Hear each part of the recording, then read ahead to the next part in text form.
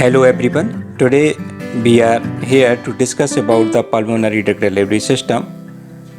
Under the heading of pulmonary drug delivery system, we will discuss the introduction of pulmonary drug delivery system, advantages and disadvantages, anatomy and physiology of lungs, formulation approaches, aerosols and applications of pulmonary drug delivery system. Now start with the pulmonary drug delivery system. The delivery of drug through the respiratory tract or lungs is called the pulmonary drug delivery. Drug की delivery bye respiratory tract जब हम करते हैं उसको pulmonary drug delivery system कहते हैं.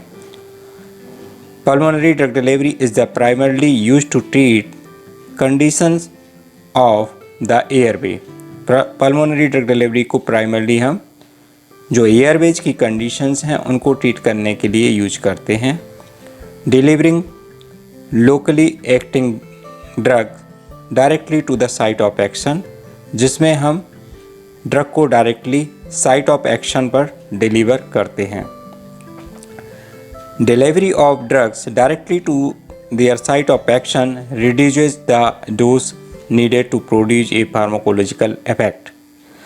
चूँकि हम डायरेक्टली साइट ऑफ एक्शन पर ड्रग को डिलीवर करते हैं जिससे उसकी डोज कम हो जाती है, डोज रिड्यूस हो जाती है, फार्माकोलॉजिक एक्शन को प्रोड्यूस करने के लिए जो भी रिक्वायरमेंट है वह कम हो जाती है.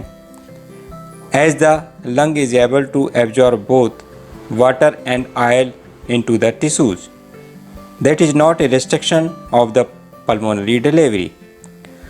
यहाँ पर लंग वाटर और ऑयल दोनों को एब्जॉर्ब करने में सक्षम होता है, तो यहाँ पर कोई भी रेस्ट्रिक्शंस नहीं है. Carriers like microparticles, nanoparticles, liposomes can be used as a lung targeting. कई तरीके के कैरियर्स को हम यूज कर सकते हैं जैसे माइक्रोपार्टिकल्स, नैनोपार्टिकल्स और लिपोसोम्स को लंग टारगेटिंग के लिए यूज किया जा सकता है. It is a valuable tool in the local therapy of pulmonary disease such as asthma or COPD, that is chronic obstructive pulmonary disease. यह वैल्यूएबल टूल है लोकल थेरेपी जो भी पल्मोनरी डिसीज़ हैं जैसे अस्थमा है और COPD है, chronic obstructive pulmonary disease है, उसके लिए यह वैल्यूएबल टूल है. The latest and probably one of the most promising application of pulmonary drug administration. First, it's used to achieve systemic absorption of the administered drug substance. Latest advantages की अगर हम बात करें pulmonary drug delivery system में तो हम इसके द्वारा systemic absorption को भी अचीव कर सकते हैं. Particularly for those drug substance that exhibit a poor bioavailability when administered by the oral route. Particularly ऐसी ड्रग सब्सटेंस जिनकी बायोअवेलेबिलिटी पुअर है, जब हम ओरल रूट से देते हैं उनकी बायोअवेलेबिलिटी हमको कम मिलती है, तब हम इस रूट के थ्रू पल्मोनरी रूट का यूज करके उनकी बायोअवेलेबिलिटी को बेटर कर सकते हैं. For example, peptide or proteins. The respiratory tract might be a convenient port of entry. For example, जो peptides हैं, proteins हैं, उनके लिए respiratory tract convenient port for the entry हो सकता है. Now, let's me discuss about the advantages of pulmonary drug delivery system. It is needle free pulmonary delivery. यह needle free drug delivery है. It requires low end fraction of oral dose. Low dose की requirement होती है. Pulmonary drug delivery having very negligible side effects since rest of body is not exposed to drug. Pulmonary drug delivery के जो side effects हैं बहुत ही negligible हैं, चूँकि rest of body drug के द्वारा एक्सपोज नहीं होती है, इसलिए उसके साइड इफ़ेक्ट्स भी कम होते हैं। Onset of action is very quick with pulmonary drug delivery. Onset of action quick होता है, फास्ट होता है। Degradation of drug by liver is avoided in pulmonary drug delivery. और ड्रग का डिग्रेडेशन जो कि लिवर के द्वारा होता है उसको भी हम अवॉइड कर सकते हैं पल्मोनरी ड्रग डिलीवरी के द्वारा। These are the advantages of pulmonary drug delivery system.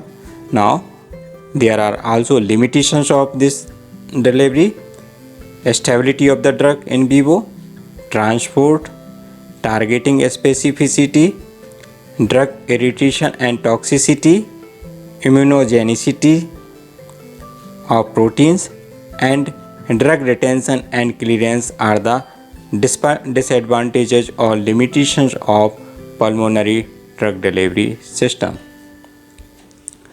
Now we will discuss here the anatomy and physiology of lung. The human respiratory system is a complicated organ system of very close structure-function relationship. The system consists of two regions. First one is the conducting airway and second is the respiratory regions. The airway is further divided into many folds: nasal cavity and the associated sinuses and nasopharynx, oropharynx, larynx, trachea, bronchi and bronchioles. So system को generally दो reason में divide किया गया है, conducting airway और respiratory regions. और airway को further divide किया गया है कई फोल्ड्स में, जैसे नेजल कैविटी है और एसोसिएटेड साइनस हैं, और नेजोफेरिंग्स और oropharynx, larynx, trachea, bronchi and bronchioles. Diagram में भी हम देख सकते हैं trachea, bronchi, left lung, upper lobe, lower lobe, artery, vein, bronchioles, alveoli, diaphragm. तो these are the anatomical structure of lungs. The respiratory region consists of respiratory bronchioles, alveolar ducts and alveolar sacs. The human respiratory tract is a branching system of air channels with approximately 23 bifurcations from mouth to the alveoli. The major task of the lung is gas exchange. जो major task है lungs का वह है यहाँ पे gases को exchange करना, by adding oxygen to and removing carbon dioxide from body passing the pulmonary capillary bed. Oxygen को ऐड करना और कार्बन डाइऑक्साइड को रिमूव करना, ये है मेन टास्क है लंग्स का। तो यहाँ पे हमने देखा कि रेस्पिरेटरी रीजन्स है, उसमें ब्रोंक्यूल्स, एल्वुलर डक्ट्स और एल्वुलर सैक्स हैं। और human respiratory tract is the branching system of air channels. Branching system है एयर चैनल्स का, जिसमें कि अप्रॉक्सीमेटली 23 बाइफर्केशंस होते हैं। माउथ से एल्वोलाई तक में 23 बाइफर्केशंस होते हैं। और इसका मेजर टास्क है गैसेज को एक्सचेंज करना, ऑक्सीजन को इनहेल करना और कार्बन डाइऑक्साइड को एक्सहेल करना। तो यह जो कि फ्रॉम द पासिंग ब्लड, जो वहाँ से ब्लड पास होता है पल्मोनरी कैपिलरी बेड से, वहाँ से गैसेज को एक्सचेंज करना, यह मेन इसका वर्क है। अभी हम इसका एक वीडियो देखेंगे और वीडियो से समझेंगे। Respiratory system.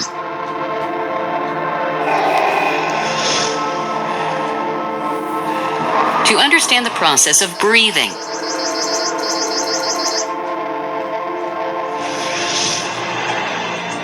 In humans, the main organs responsible for respiration are present in the thoracic cavity.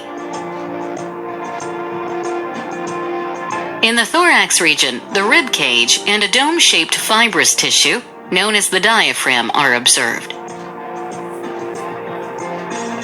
Present within the rib cage are the pleural membranes, which enclose the lungs.